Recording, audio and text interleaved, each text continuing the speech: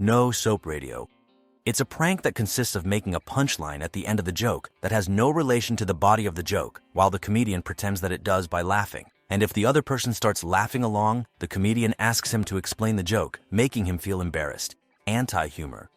It's a type of alternative humor that causes laughter because of the surprise generated by the lack of a punchline or joke at the end. A famous example of this is the Shaggy Dog story, which consists of telling an extremely long story without delivering a punchline at the end, which leaves the audience confused at first. Sarcasm.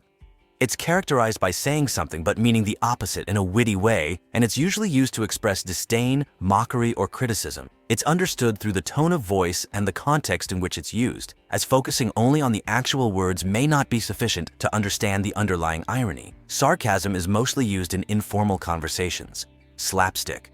Also called physical comedy. It's usually full of physical violence, both real and simulated, with the intent of creating laughter in the audience. This type of humor involves the creation of embarrassing, painful, or humiliating situations for those involved, and it's one of the only types of humor that can be enjoyed solely through vision, given its physical nature.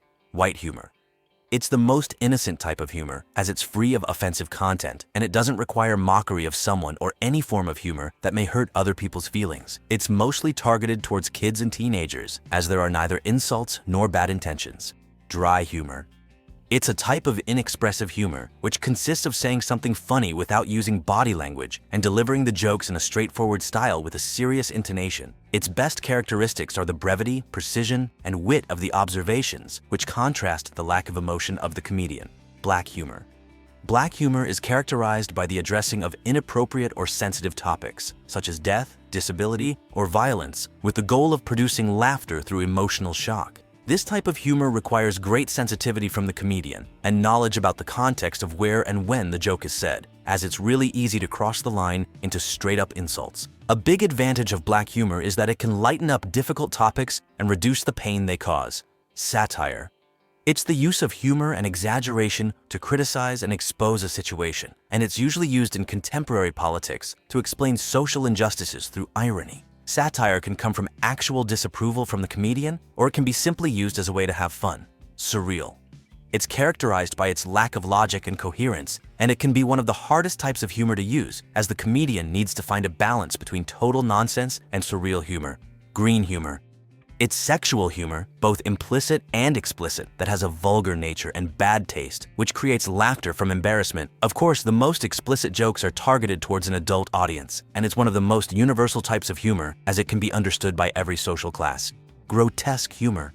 This one is a visual type of humor, and it's mainly used by cartoons, which can more easily distort and exaggerate characters' features to make them ugly and horrifying. This type of humor invokes many emotions at once, making the audience feel both disgusted and entertained at the same time.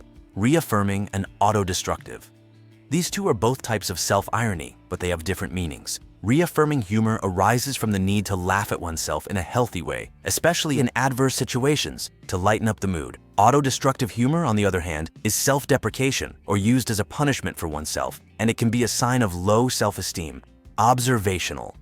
It's based on common aspects of everyday life, and it's one of the most used types of humor in stand-up comedy. The comedian makes an observation about something that is common enough to be familiar to their audience, but not commonly discussed, usually using phrases such as, "Have you ever noticed that?" Insult comedy. Insult comedy consists mainly of offensive insults, usually directed at other performers or at the audience, especially toward hecklers. It can be both improvised and structured, with comedians holding what are called roasting sessions,